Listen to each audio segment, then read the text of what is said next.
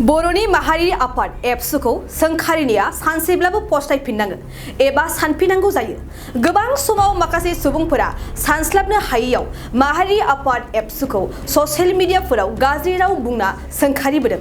नाथाय समजों लोगोसे गोबाङानो निमाहाबो बिनांगौ जादों। एबसुखौ दिनैनि समाव जाय सोंखारिदों बियो गाबोननि समाव सानफिननांगौ, बियो सैथो। बर' हारिनि गंफ्रोमबो नखर एबा बर' हारिया अलखदाव गोग्लैयोबा एबसुखौ नागिरनांगौ जायो। एबसुआ बर' हारिनि जारिमिनजों गोथौवैनो सोमोन्दो थानाय मोनसे समाजारि आफाद, जाय आफादा बर' हारिनि गांनाय उखैनायखौ सुस्रांनो आरो हारिनि थामोनथा रैखाथिनि हाबा मावनो जोनोम मोनदों। लोगोसे जोनोम जाजेननायनिफ्रायनो जिरायना थायालासे बर' हारिनि थाखाय हाबा मावबोदों, जेराव बे आफादाव बर' माहारिनि गोबां मुंख्लं जोहोलावजोफोरनि जिउ दान होनायनि आरो गोबां गुन गोनां सुबुंफोरनि साया दं। बे आफादखौ सोंखारिनायाव गोबाङानो सानफिननो गोनां जायो। बेबायदिनो मोनसे जाथाय जादों चिरां जिल्लायाव।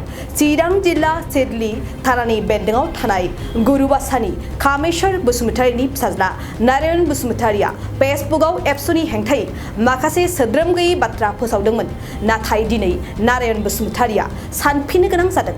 गांसे लाइजाम आरो भिडिअनि गेजेरजों गासै बर' माहारिनिसिम एबसुखौ सोंखारिनायनि थाखाय निमाहा बिदों। थारैनो एबसुखौ जाय सोंखारियो बियो थारैनो सानफिननांगौ जायो। बियो बिनि मोनसे गिदिर फोरमान। आंनि नामा नारायण बसुमतारी, गुरुबासा, पस्ट गुरुबासा, गामि सिलाहाटा। जेनेब्ला मैया आङो गाज्रि एबसुखौ बुंनाय जाफ्लांदों सानस्लाबनो हायैयाव। बेनि थाखाय बर' रायजो राजानिसिम आं निमाहा बिनाय थाबाय। बेथ' रावबो थिनाखै, जेनेबा आं सानस्लाबनो हायैयाव एबसुखौ गाज्रि बुंनाय जाफ्लांदों आरो। बेनि थाखाय गासिबो बर' रायजो राजाखौ आङो खुलुमो बा अन्नानै आंखौ रिकुवेस्ट खालाम। आं बेनि थाखाय आर'ज गाबनाय थाबाय। आंथ' माने टारगेट गैला, माने जा बुजिबाय आङो, बुजिनानैथ' आं नेक्स्ट टाइम लिरनाय नंला आरो जिबनावबो आं बखिनाय नंला राव पार्टिखौबो राव एबसुखौबो, बा जायखिया आङो जा दङ बिदिनो थाबाय थागोन। बा जायखिया बर' रायजो राजानिसिम आंनि बेखौनो निमाहा बियो। मैया एबसुखौ आं गाज्रि बुंदोंमोन, बुंनायनि थाखाय निमाहा बिनाय थाबाय आरो। कामेश्वर बसुमतारी, रानि बसुमतारी। माने उननि जोलै, आंनि उन्दै गथ'फोर, माने आं बायदि दिनै सानस्लाबनो हायि बायदि दा मावसै आरो उननि उन्दैफ्रा। बेनि थाखाय बर' रायजो राजानिसिम निमाहा बिनाय थाबाय। बाइक अनसायगिरिफोरनि थाखाय मोनसे मोजां खौरां।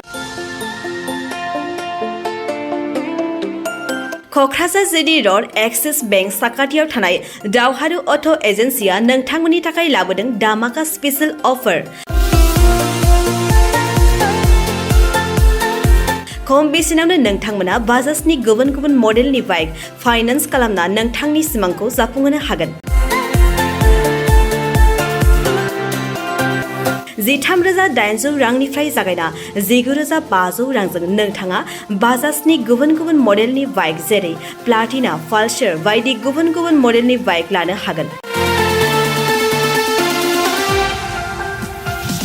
बाइकजों लोगोसे बेसेन होनाङा लासे मोनफागोन गंसे हेलमेट। बाइगिरि बिथांमोना गोरलै राहाजों बाजाजनि फाइनान्स लिमिटेड नङाबा एक्सिस बेंक लिमिटेडआव फाइनान्स खालामनो हागोन। गोबांथार फोरमानलाइफोर गथायनो गोनांथि गैया। खालि फट' गांसे, पेन कार्ड, आधार कार्ड, भटार आइडि आरो सोलिबाय थानाय मोब्लिबनि बिल होयोब्लानो बे सुबिदाखौ लानो हागोन। गोबां मिथिनो थाखाय 8473883986 036612705550 9957644326 आव फन खालाम।